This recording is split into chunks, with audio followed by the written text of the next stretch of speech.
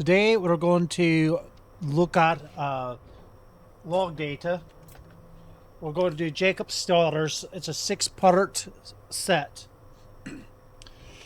Page 1, The Garden, June 12th, 1995. I've done what we can to make this place livable. The old greenhouse is holding up. Through every storm it rattles its bones like a dying animal. Anna's proud of her tomatoes. They're small, shriveled little things, but they're hers. Jacob had his bird trap out of coat hangers yesterday. He caught something, too, a crow. None of us wanted it to eat it, but hunger won the argument. I keep trying to keep the kids busy. If they're busy, they won't ask questions about the rockets. They won't wonder why the sky is filled with fire, but never rain. Page 2, Jacob's Hope, December 4th, 1998.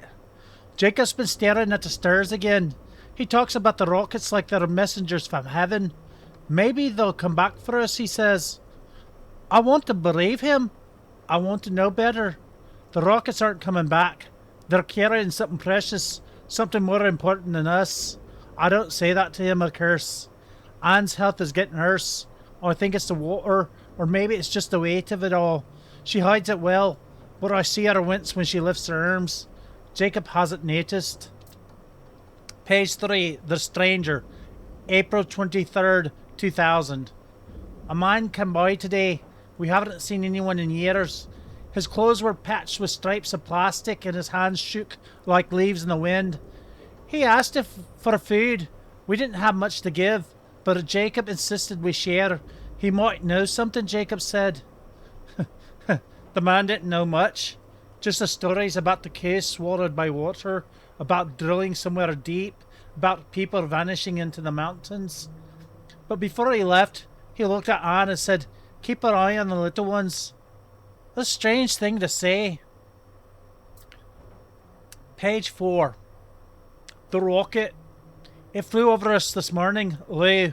We could see a scorched marks above its belly. Jacob screamed for us to wave, to signal, to do something. Anne climbed to the roof and had up one of her tomatoes like an offering. The rocket, it did not slow. It didn't even tilt its knees. Later, Jacob said it dropped something in the forest beyond the hills. He's packing a bag now. Says he's going to find it. Edna begged him not to go. Page 5. Quite Hope's Harsh Truths. Oh, that was a... Page 5, The Package. November 30th, 2002. Jacob come back. It took him weeks, but he found it. A crate, sealed tight, with the words Moses insignia on top of its side. It's food, he said. Real food. Enough to last us years. But the crate would not open. No matter how we tried, rocks, crowbars, even fire held it fast.